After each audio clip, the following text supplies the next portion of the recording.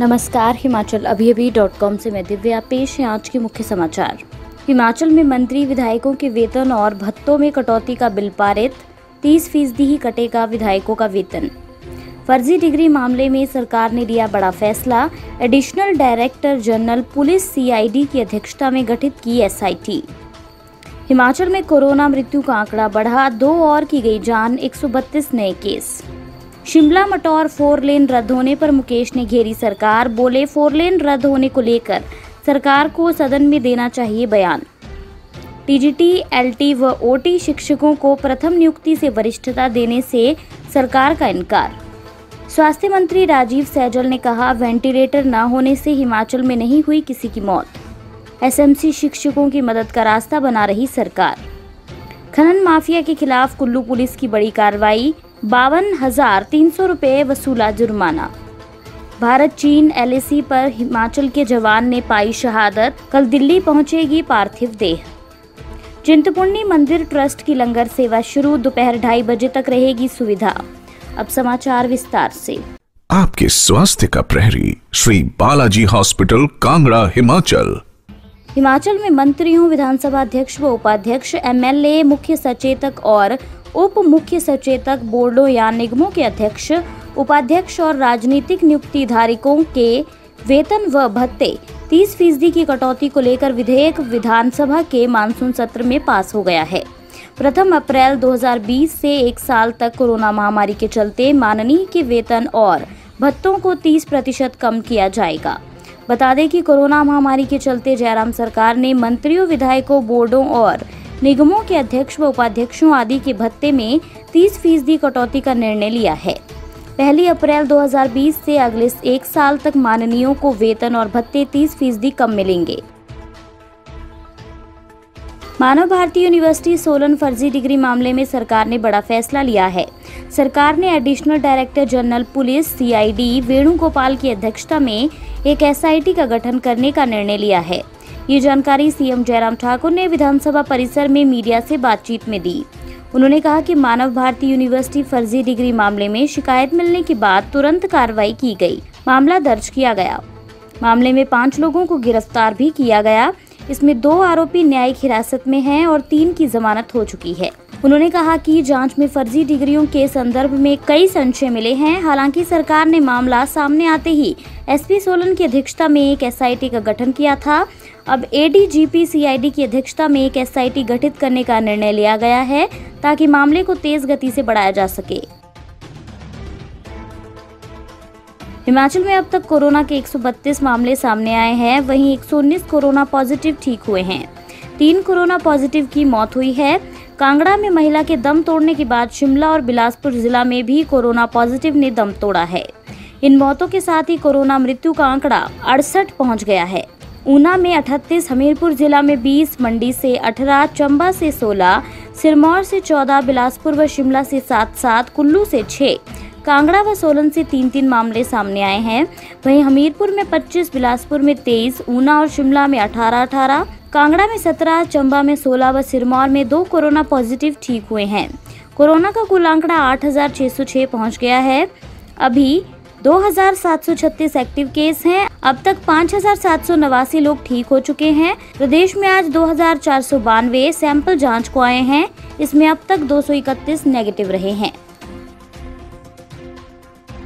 शिमला मटौर 4 लेन रद्द होने के मामले में नेता प्रतिपक्ष मुकेश अग्निहोत्री ने जयराम सरकार को जमकर घेरा है। उन्होंने कहा कि नेशनल हाईवे अथॉरिटी द्वारा जारी पत्र में शिमला से मटौर 4 लेन को मना कर दिया है। उन्होंने कहा कि ये 4 लेन नहीं बन सकता है। NH अथॉरिटी ने फाइल PWD को भेज दी है। शिमला मटौर 4 लेन प्रोजेक्ट को रद्दी की टोकरी में डाल दिया गया है।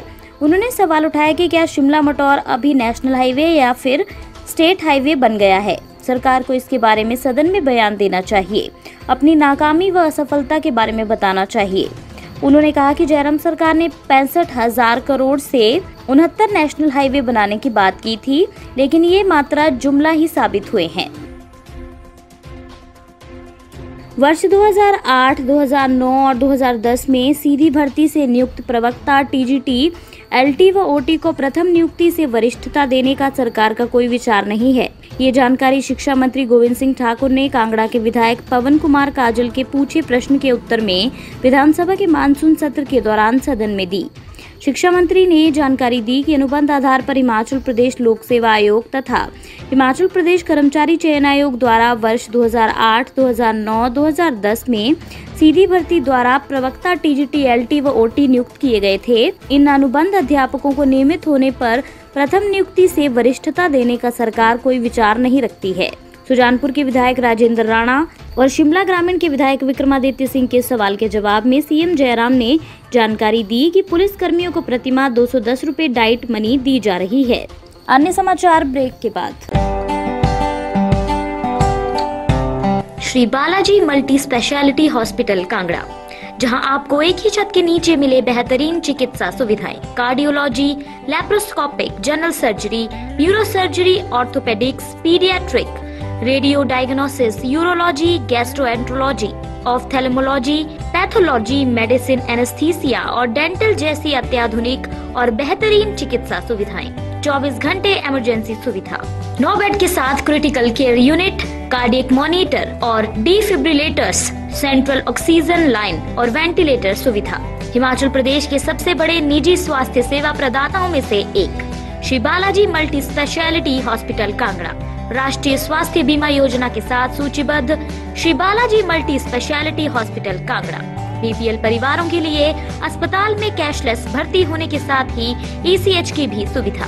हमारा पता Shri Balaji multi speciality hospital, Balaji Vihar, Ujjain, Kangra. संपर्क करें 9218411108 पर। Shri Balaji multi speciality hospital Kangra. प्रदेश में वेंटिलेटर की अनुपलब्धता के कारण किसी की मौत नहीं हुई है। जो मौतें हो रही हैं वो उन्हीं मरीजों की हो रही है जो दूसरी बीमारियों से ग्रस्त हैं। किन्नौर के विधायक जगत सिंह नेगी और रामपुर के विधायक नंदलाल के सवाल पर स्वास्थ्य मंत्री राजीव सैजल ने ये जानकारी दी। विधायक जगत नेगी ने कहा कि किन्नौर के कोविड केयर सेंटर में वेंटिलेटर नहीं है। जहां ये वेंटिलेटर है वहां चालू नहीं किए गए हैं। नेगी ने चुटकी ली कि जब हम सब लोग चले जाएंगे क्या तब ये वेंटिलेटर चालू होंगे। ये भी पूछा कि इंग्लैंड से 2 वेंटिलेटर लाए गए हैं, वे कहां स्थापित किए गए हैं। स्वास्थ्य मंत्री राजीव सैजल ने कहा कि कोविड से पहले यूरोप या चीन से वेंटिलेटर खरीद होती थी, अब इनसे खरीद बंद कर दी गई है। अब 60,000 वेंटिलेटर पूरे देश के लिए बनाए गए हैं। ये कार्य मेक इन इंडिया के तहत किया गया है। प्रदेश के अस्पतालों को 210 वेंटिलेटर उपलब्ध करवाए गए हैं। करीब 557 अक्रियाशील वेंटिलेटर्स को क्रियाशील किया जा रहा है। सीएम जयराम ठाकुर ने शुक्रवार को सदन में कहा कि सरकार एसएमसी शिक्षकों की मदद का रास्ता बना रही है। सुप्रीम कोर्ट में मामला उठाने को कानूनी राय ली जा रही है। इनके मामले में कानूनी पेचीदगियां हैं, इन्हें ठीक करने में वक्त लगेगा। कांग्रेस विधायक आशा कुमारी के राष्ट्रीय शिक्षा नीति पर किए एक सवाल पर नेता प्रतिपक्ष मुकेश अग्निहोत्री ने अनुपूरक सवाल के जवाब में सीएम ने ये जानकारी दी। शिक्षा मंत्री गोविंद ठाकुर को अनुपूरक सवाल पर घिरता देख सीएम खुद खड़े हो गए। शिक्षा मंत्री को मुकेश अग्निहोत्री ने अनुपूरक सवाल से घेरा तो वे इसे टालने लगे। गोविंद बोले, मैं शिक्षा विभाग में नया हूँ, मुझे इसकी जानकारी नहीं है। अभी विषय राष्ट्रीय शिक्षा नीति का है, जब सवाल आएगा तो इसका जवाब देंगे, अलग से सवाल लगाएं। शिक्षा नीति पर जवाब को अलग दिशा देना भी सही नहीं है। मुकेश ने सवाल किया कि आपने 2610 एसएमसी शिक्षक निकाल दिए, क्या इनके लिए कोई नीति लाई जा रही है। इस पर सीएम ने कहा, वास्तव में जो प्रश्न है ये शिक्षा नीति से संबंधित है। कुल्लू जिला में पुलिस ने खनन माफिया के खिलाफ बड़ी कार्रवाई की है। पुलिस की टीम ने ब्यास में अलग अलग स्थानों पर छापेमारी की और अवैध खनन करते हुए वाहन पकड़े। इस दौरान पुलिस ने अवैध खनन करने वालों के 8 टिप्पर व ट्रैक्टर के चालान किए, जिनसे 52,300 रुपए जुर्माना वसूल किया। जबकि इसके अलावा पुलिस ने एमवी एक्ट के तहत भी चालान किए। एमवी एक्ट के तहत पुलिस ने 1800 रुपए जुर्माना वसूला। एसपी कुल्लू गौरव सिंह ने बताया कि पुलिस ने शुक्रवार सुबह ब्यास नदी में खनन करने वालों के खिलाफ बड़ी कार्रवाई अमल में लाई है, जिसमें नंगाबाग, विहाली, रायसन विहाली, बवेली आदि स्थानों में अचानक चेकिंग की और इस दौरान 8 वाहन अवैध कटान करते हुए पाए गए। पुलिस ने 8 वाहनों के चालान कर 52,300 रुपए की राशि वसूल की, जबकि इस दौरान एमबी एक्ट के तहत भी चालान किए गए, जिसमें 1800 रुपए जुर्माना वसूल किया गया है। हिमाचल प्रदेश के उपमंडल चौपाल की कुपवी तहसील की धार चांदना गांव के वीर सपूत अतर राणा ने देश की सेवा में अपने प्राणों की आहुति दे दी। शहीद अतर राणा पंजाब रेजिमेंट में तैनात थे और अरुणाचल प्रदेश में भारत चीन सीमा में लाइन ऑफ एक्चुअल कंट्रोल पर इन दिनों तैनात थे। हालांकि आधिकारिक रूप से मृत्यु के कारण की अभी तक पुष्टि नहीं हो पाई है, लेकिन बताया जा रहा है कि हिमाचली लाल ने देश की सेवा करते हुए अपना सर्वोच्च बलिदान दिया है। उनकी पार्थिव देह शनिवार को हवाई मार्ग से दिल्ली पहुंचेगी, जिसके बाद उसे पैतृक गांव लाया जाएगा। माँ बाप के इकलौते बेटे शहीद अतर राणा भी अविवाहित थे। उनके घर में उनके अलावा 2 बहनें और 3 भाई हैं। शक्तिपीठ चिंतपूर्णी मंदिर खुलने के साथ मंदिर ट्रस्ट की लंगर सेवा फिर से शुरू कर दी गई है। 6 महीने बाद श्रद्धालुओं को लंगर सुविधा फिर से मिलनी शुरू हो जाएगी।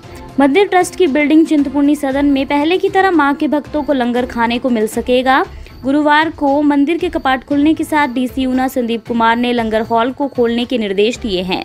लंगर हॉल में श्रद्धालुओं को सोशल डिस्टेंस का ख्याल रखना होगा, साथ ही कोविड-19 के तहत नियमों का पालन करना होगा। मंदिर ट्रस्ट का लंगर दोपहर 12:30 बजे से दोपहर 2:30 बजे तक चलेगा। रात के समय फिलहाल ये लंगर सुविधा बंद रहेगी।